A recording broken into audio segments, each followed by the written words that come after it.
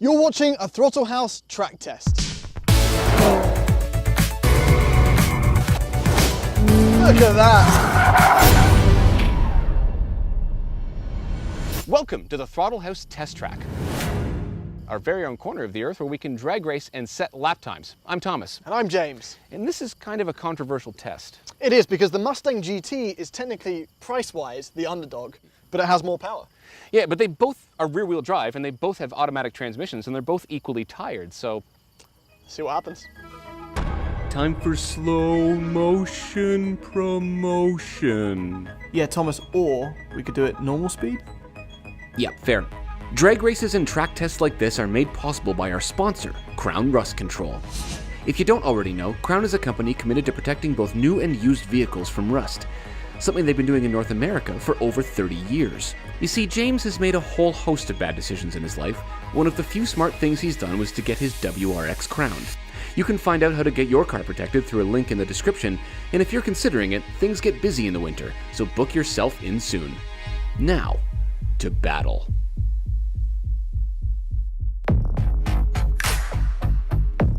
The Mustang GT. Like the Supra, it's a legend by name, and it's under immense pressure to maintain that status with each iteration.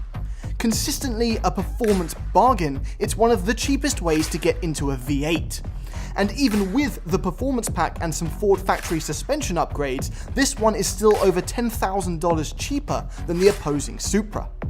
And unlike the Performance Pack 2 GT that we featured recently on the channel, this has a 10-speed automatic to match the Supra's 8-speed, a transmission that should manage to put down the 420 pound-feet of torque to the rear wheels admirably. Pressure's on. Pressure is on indeed.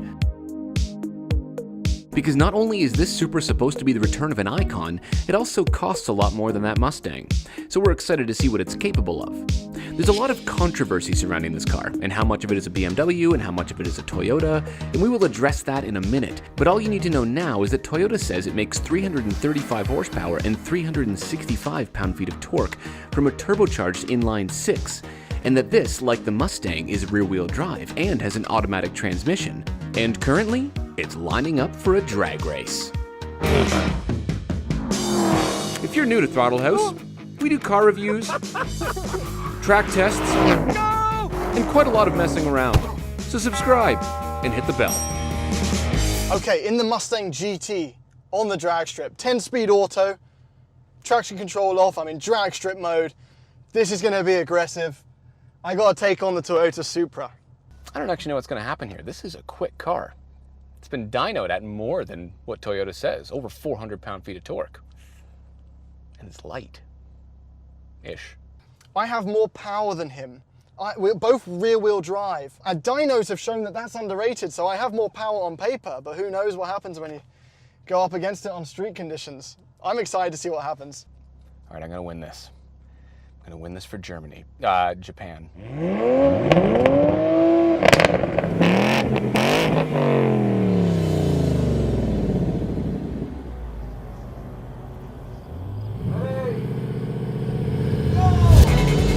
Go. All right, he took off better than me. Neck and neck. Oh my God, that's close. And I'm pulling on him because I've got more horsepower. No, the Mustang's got the legs. Ah. That's across the line.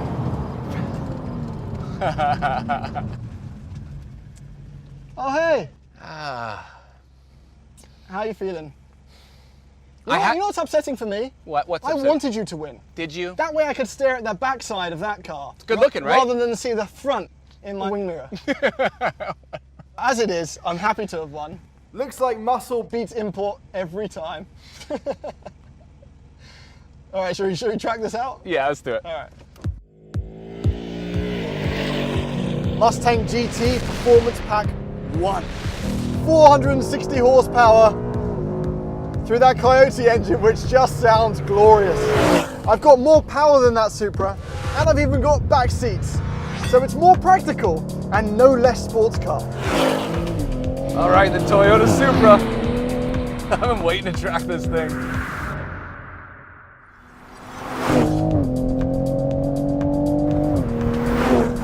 This thing hustles in a straight line. It really does. And it does pops and bangs in the downshifts.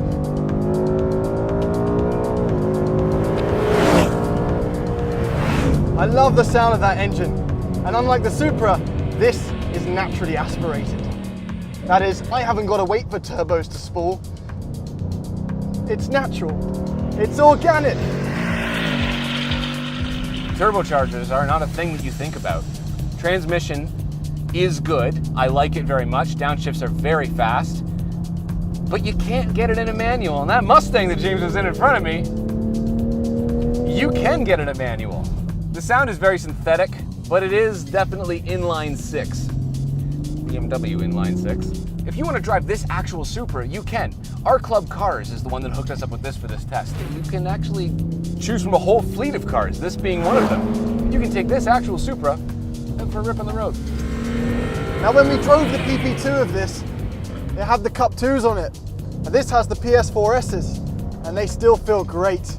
They're obviously not as sticky, but as good as these PS4Ss are, that doesn't mean you can't have some sliding fun with them. But the steering is not that intuitive. It doesn't compare to the Camaros we've driven. But I wonder how it compares to that Supra Thomas is in. So we've all heard the stories that the Toyota Supra is just a rebadged BMW Z4. How true is that? Well, I did some reading and it looks like the suspension components are a mishmash of Z4, BMW 330 with some Toyota stuff thrown in. But what matters to me is that the dampers have been tuned by Toyota. And that means while I found the Z4 very bouncy, this thing is completely dialed in. The suspension is stiff but compliant. It's well damped. The springs are matched to those dampers perfectly in sport mode. Whatever tuning they did it correctly. With all the systems turned off, the front end is absolutely perfect. It's razor sharp. Oversteer on entry is so controllable and so predictable, and then the oversteer on exit is even more predictable and controllable because I have a variable locking diff, which can ramp itself up to 100% full lock, which means that if you want to, you can just light up the rear tires and do a very smooth and controlled power slide.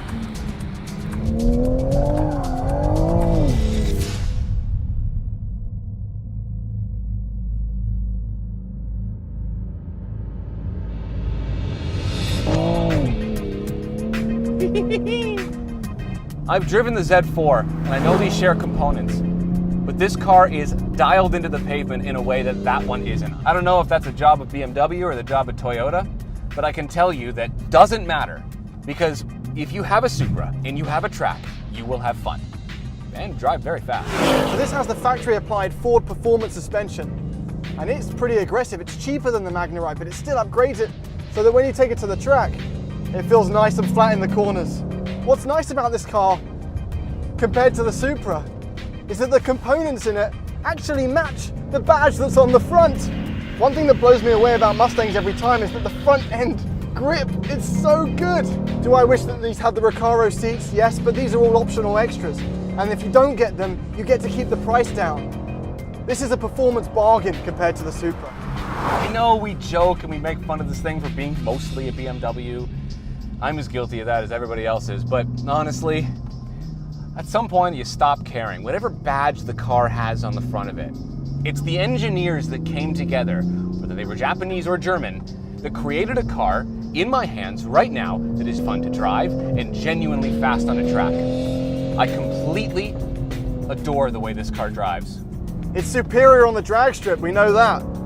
I'm kind of rooting for this. I like the Supra, but I want this to take it in the hot laps.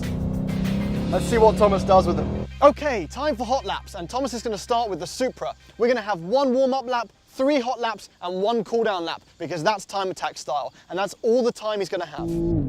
Okay, you'll be watching the fastest lap of each car, and I started with the Supra because I was eager to see what it could do.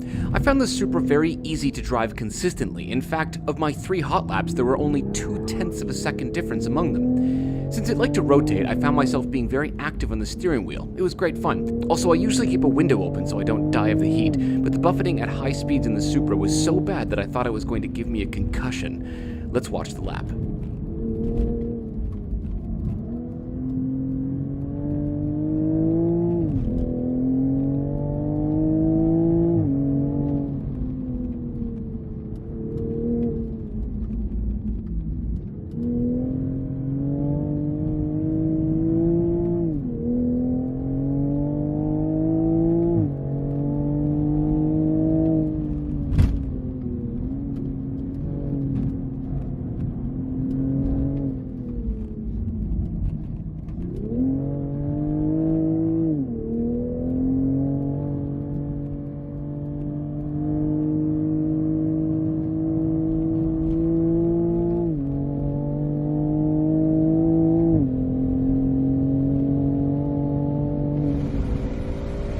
Okay, so now time for the Mustang. These cars always impress me, and this one was no different. However, I had to drive it a bit differently than the Supra because it did like to understeer a bit more on corner entry. And the 10-speed, while very fast, is easy to get lost in as the ratios are very close and you end up in the wrong gear for the corner when you downshift. Also, before you comment, I did run a hot lap with the windows up. I nearly died of the heat, and the lap you're watching was still the fastest, so enjoy.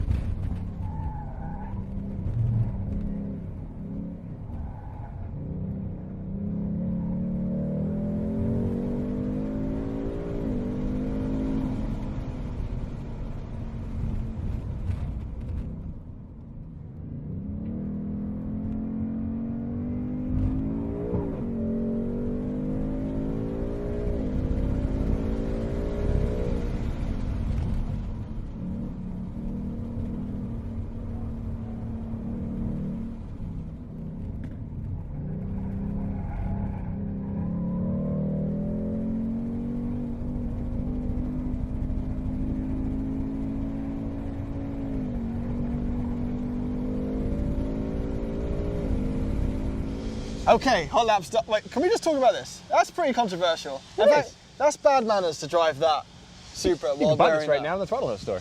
Yeah, all right. Okay, hot laps. Do you want to know?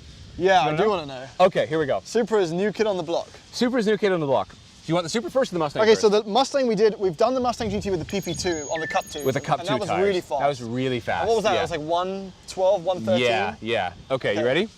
Yeah. The Mustang did 115.18. Okay, that's not bad. It's not bad. That's like Civic Type R. That makes about sense for that car on these tires. Yeah. It does. Slightly slower than an M2 comp on the same tires. Yes. Is what that is. Yes. Yeah. Okay, Supra. Yeah. 115.06. Supra wins? Supra wins. Supra wins. But I was a little bit disappointed with the performance of this, honestly. It's not quite as fast as I thought it should be. No. Well, it makes sense. It's a second slower than an M2 comp. Yeah. And it has the engine from the M240, Yes, but it got beat by a Honda Civic Type R. which...